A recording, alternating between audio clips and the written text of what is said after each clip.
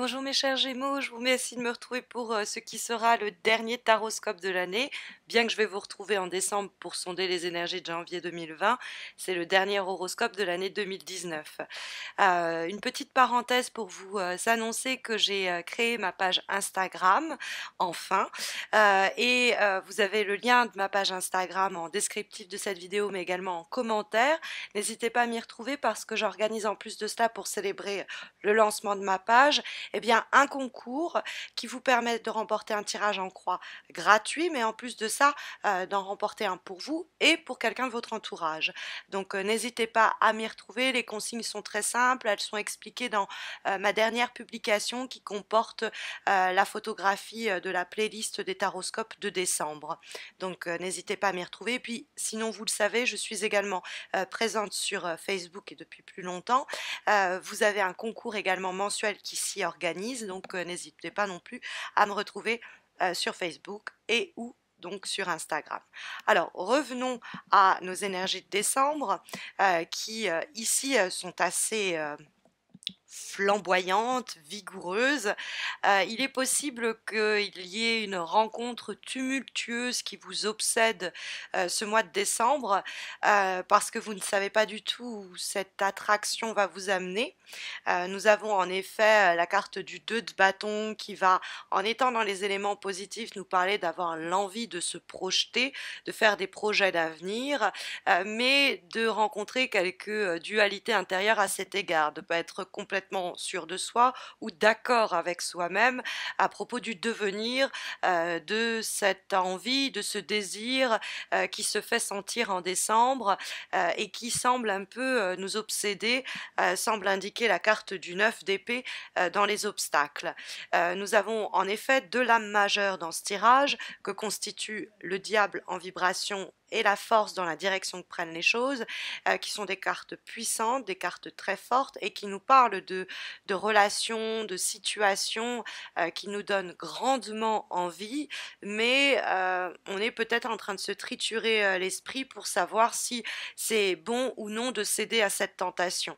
Hein, par exemple, vous êtes en poste, tout est enfin en place, vous pouviez vous projeter et on vous fait une autre suggestion, une autre proposition de travail et vous êtes fortement tenté parce que l'autre sait être convaincant, parce que l'offre financière en termes de salaire est plus juteuse et donc on est vraiment tenté de céder à cette tentation.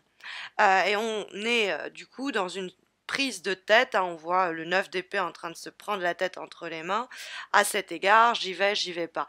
De la même façon, on pourrait rencontrer quelqu'un qui est en couple, qui essaye de nous séduire, on est tenté de céder à ses avances, mais bon, ça va à l'encontre de notre valeur puisque cette personne fréquente déjà quelqu'un, ou alors nous sommes nous-mêmes en relation et on a cette tentation qui s'agite sous notre nez, c'est difficile d'y résister. C'est pas non plus impossible de calquer le cadre professionnel, exemple professionnel que je vous ai cité sur l'augmentation, sur un salaire plus intéressant, une autre offre, de l'assimiler à une situation à peu près similaire sur le plan amoureux par exemple.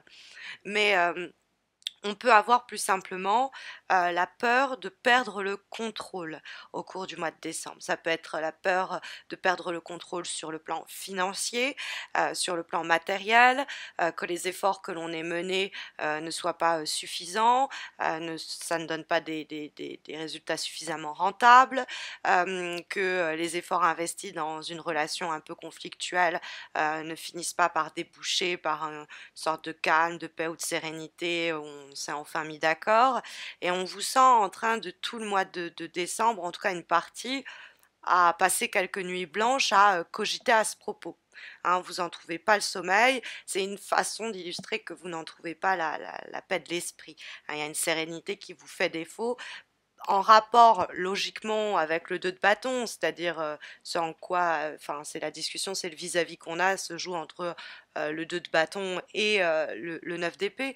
Et il y a cette idée effectivement que en rapport avec des projets d'avenir, on pourrait s'inquiéter, ne pas être sûr, est-ce que ça a vraiment un potentiel cette relation? Est-ce que cette opportunité, je peux vraiment m'imaginer en train de construire? Et donc il y a voilà des conflits, des oppositions intérieures avec en relation avec des projets d'avenir, parce que bah, justement on sort de sa zone de confort, on n'a jamais été de ce côté-là, par exemple, on a été amis avec quelqu'un depuis très longtemps et on est en train d'être en train de réfléchir longuement pour savoir si ce que l'on comprend comme être des avances de cette personne sont bien des avances et sinon plus simplement en train de se dire est-ce que je cède à ces avances parce que c'est la première fois que je mène cette relation de cette façon-là avec cette personne. Donc il peut avoir vraiment ce côté je ne sais pas où je mets les pieds. C'est vraiment différent de ce à quoi je suis de ce à quoi jusqu'alors j'ai été habituée et du coup je sais pas dans quel sens ça va aller et ça génère du coup quelques conflits intérieurs qui se soldent par quelques nuits blanches à pas trop savoir où je vais, ce que je fais de ces émotions, de ces envies, de ces désirs. Parce que le diable et la force vont quand même suggérer qu'il y a quelque chose qui pousse en vous, hein, de l'intérieur, qui a envie de tenter l'aventure, qui a envie d'aller voir plus loin, qui s'embrase à l'idée de peut-être consommer la relation avec cette personne. Je parle pas mal du plan relationnel parce qu'il faut savoir que le diable et la force, par exemple, c'est des cartes qui associées nous parlent de rapports sexuels. Donc, excusez-moi d'être aussi focalisée là-dessus. Maintenant, le diable, c'est l'argent aussi et c'est plus simplement les rapports de pouvoir entre les personnes. Et donc, c'est pour ça que je vous disais, on a peut-être peur de perdre le pouvoir, de perdre le contrôle sur une situation, ce qui nous angoisse, qui nous fait des cheveux gris, quoi, des cheveux blancs, hein, le 9 d'épée, où on est méfiant, méfiante, on a peur que la situation n'aboutisse à rien. Bref, le devenir de la chose nous rend, on l'aura compris, quelque peu anxieux, anxieuse. Ça ne résout pas grand-chose. Disons-le franchement, de s'arracher les cheveux de la tête, ce n'est pas comme ça qu'on va vraiment trouver fin mot à notre situation. C'est plutôt dans le vivre, dans l'éprouver, qu'on va vraiment savoir si on peut résister face à cette tentation ou si au contraire on va y céder tout en la contrôlant, cette situation. Parce que la direction des choses, c'est quand même la carte de la force qui nous la donne. Et normalement, c'est à la fois contrôler les événements alentours, mais également être en capacité de contrôler ses propres émotions, ses propres instincts. C'est-à-dire que si je me laisse aller à ceci ou à cela, c'est que je l'ai désiré. Ce n'est pas quelque chose qui me submerge, ce n'est pas quelque chose qui prend le dessus, c'est au contraire moi qui lui laisse l'espace pour se répandre. Donc si il y a tentation du boulot, amoureuse ou quoi autour de vous, si quelque chose vient être consumé, consommé, après une longue prise de tête et quelques dualismes intérieurs, si vous y cédez, c'est que en votre âme et conscience, vous aurez voulu y céder. Vous ne serez pas assujetti à vos instincts ou à vos pulsions. Vous aurez quand même un mot logique, votre mot logique à dire dans la situation. C'est plus un état des faits qu'un état de fait plutôt qu'un conseil ici, hein. On pourrait comprendre entre le diable et la force qui se rencontrent et qui dialoguent. Ça peut être un bras de fer aussi qui se joue et que vous avez dans ce cas-là toute chance de gagner. Vous êtes face à quelqu'un qui est un peu filou, un peu stratège et vous allez passer quelques nuits à vous imaginer comment ça va se passer et à contrecarrer tout éventuel argumentaire qui n'irait pas dans le sens de votre projet, de votre envie ou de votre désir.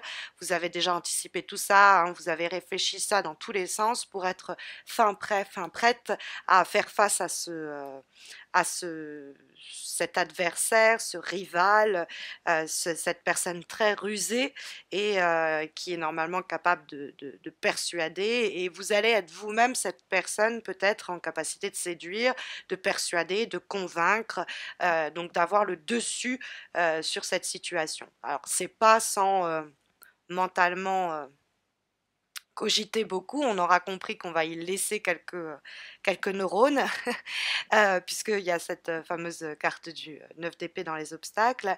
Mais il y a vraiment l'idée qu'on peut se servir intelligemment des ressources qui sont à notre portée pour conclure une affaire, euh, pour faire aboutir une relation. On est peut-être nous-mêmes le diable, hein, c'est-à-dire nous-mêmes, nous allons tenter quelqu'un, séduire quelqu'un, lui proposer une affaire. La séduction ne se joue pas que sur le plan affectif, hein, séduire intellectuellement lors d'un projet qu'on essaye de vendre ou plaire à son recruteur dans l'idée des compétences et du CV qu'on a. Hein, on peut étendre ça sur le plan de la séduction. C'est quelqu'un qui a de la verve, c'est quelqu'un qui sait enjôler, et qui est assez efficace pour poser ses pièces sur l'échiquier et attendre son moment de avancer son pion pour faire échec et mat. Il y a vraiment cette idée-là avec le diable. Donc vous pouvez être soit en rapport avec quelqu'un comme ça, et dans ce cas-là, il y a une forte chance que vous soyez tenté par cette personne. Mais si vous cédez à la tentation, c'est parce que vous l'aurez voulu. Ça sous-entend qu'on a deux forces très fortes. C'est-à-dire, vous avez du caractère et l'autre personne en a également. Mais du coup, au lieu d'être dans le conflit, dans le combat, il y a une possibilité d'étreinte, c'est-à-dire on unit nos forces et au lieu d'être dans l'opposition, il y a quelque chose de très fort et de très puissant qui émerge. Hein, ça peut être aussi que on est là pour vous prêter main forte face aux obstacles matériels, etc., qui pourraient s'interposer sur votre chemin. Vous avez l'aide, vous avez le soutien pour surmonter tout cela. La carte de la force nous parle en effet d'un jugement clair, d'une confiance en soi, d'une volonté, je pourrais dire presque infaillible, c'est-à-dire que on est droit dans son chemin, on prend des risques dans ce cas-là, c'est justifié, c'est pas uniquement l'instinct qui nous pousse et qui prend le contrôle, hein, même si on a cette personne, cette situation qui semble nous amener dans la mauvaise direction, si on emprunte cette direction, c'est qu'elle n'est pas mauvaise, c'est qu'au fond, on a fait le bilan, on y a pensé, on l'a cogité, on sait ce qu'on a à perdre, mais on sait surtout ce qu'on a à gagner. Donc même si on sort du droit chemin qui était supposé être le nôtre, en étant tenté par cette offre alléchante, eh bien, c'est qu'on a quand même mesuré et contrôlé qu'il y avait plus à gagner qu'à perdre. Donc on est un peu stratège, ou alors on est un peu tout feu tout flamme, mais tout en restant les pieds sur terre, tout en ayant conscience de ce que je fais d'un peu fou, de ce que je fais d'un peu hors norme, là où je cède à mes pulsions et à mes désirs, c'est quand même contrôlé, c'est sous contrôle, c'est mesuré au fond. On a comme avant-dernière énergie pour le mois de décembre une carte issue d'un oracle, celui de l'amour universel, et nous avons la carte du gardien. En fait, c'est de l'ange gardien, hein, plus simplement. Et donc ça, c'est l'idée qu'il y a quelque chose qui nous protège, qui se tient à nos côtés et qui nous aide à précisément ne pas céder au diable, mais plutôt à l'ange en nous. C'est-à-dire que voilà, l'ange, il est là pour murmurer à notre oreille que nous sommes bel et bien sur la belle voie, la bonne voie, que nous sommes, si nous sommes tentés de répondre à certaines pulsions, à certains instincts, c'est parce que notre propre ange gardien nous le permet, entre guillemets, c'est-à-dire notre intuition, notre voix intérieure, notre guide intérieur, nous laisse cet espace-là de liberté, nous accompagne, éclaire le chemin et nous dit, voilà, c'est pas forcément le chemin normalisé, celui que conseillerait tout un chacun, mais ça c'est le tien. Et toi tu as le droit de l'emprunter, même si pour certains tu sors des sentiers battus ou tu te peut-être tu te trahis ou les autres te diront que tu trahis certaines valeurs. Si tu as ton âme et conscience tranquille pour agir dans ce sens-là, c'est que je t'ai moi-même rassuré à cet égard et je t'ai dit que tu pouvais y aller. Hein, toujours cette idée de s'il y a méfait qui est commis, éventuellement, c'est-à-dire un peu céder, hein, encore une fois, aux passions, aux envies, à cette offre alléchante financière, c'est parce qu'on a quand même jaugé et mesurer que les effets et les retentissements de ce choix, de cette action, de cet événement est contrôlé et doit nous apporter un certain gain puisqu'il va nous retirer quelque chose sans pour autant en plus, vu que l'ange gardien est là et veille, on ne se trahit pas soi-même. On a comme dernière énergie une lame issue d'un nouvel oracle que vous connaissez néanmoins, je vous le présente depuis déjà 2 3 mois, la carte le pouvoir de l'amour, qui est donc issue de l'oracle d'âme à âme, dessiné et pensé par Stéphanie Gras. Et cette carte du pouvoir de l'amour, elle fait écho à la carte de l'ange gardien en quelque sorte, hein, puisqu'elle nous dit que quelque chose nous guide, quelque chose nous éclaire, et qu'on peut s'en remettre à son étoile, avoir confiance en elle. Donc même si on est là en train de se prendre la tête avec le 9 d'épée, d'avoir des dualités sur est-ce que je vais gérer matériellement, est-ce que je vais gérer financièrement, est-ce que je vais pas céder à cette tentation, est-ce que je ne suis pas sur le mauvais chemin, au fond, il y a l'idée de s'en remettre à sa bonne étoile. La Providence nous guide et à bon port, entre guillemets. Et sur un plan plus spécifique, évidemment, hein, le pouvoir de l'amour, la carte sur le plan sentimental appelle à elle une réussite. Ça nous dit que malgré les doutes qu'on peut voir surgir dans le 9 d'épée, et ce que l'on peut envisager comme des obstacles en travers du chemin, que le 2 de bâton peut souligner, et qui pourrait se présenter, il faut se laisser aller à ce désir qui affleure, manifesté par le diable, et avancer pas à pas vers une plus grande confiance en soi, en l'autre, et grandir avec ces événements-là, et affirmer cet amour qui est à portée de main. La parole qui est associée à cette dernière lame est la suivante. L'évolution n'est pas une simple éclosion sans peine et sans lutte, comme celle de la vie organique, mais le travail dur et forcé sur soi-même.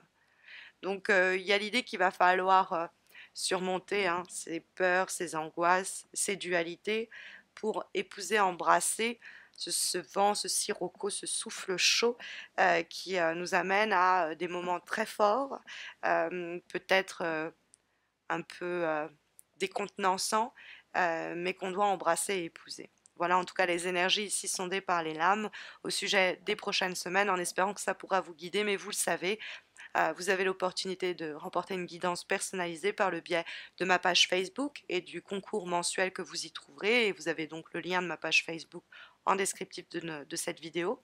Et puis la page Instagram que je viens de créer et sur laquelle vous pouvez me retrouver pour remporter non pas un mais 2 tirages, un pour vous et l'autre pour la personne de votre choix. Donc n'hésitez pas à me retrouver sur Instagram, pareil c'est dans le descriptif de cette vidéo, mais également en commentaire. N'hésitez pas non plus à vous abonner à ma chaîne YouTube si vous ne l'avez pas encore fait, histoire de ne pas rater les prochains taroscopes, ceux de janvier, et les concours que j'organise ponctuellement sur ma chaîne. Je vous souhaite à tous et à toutes de très belles semaines à venir et à très vite j'espère.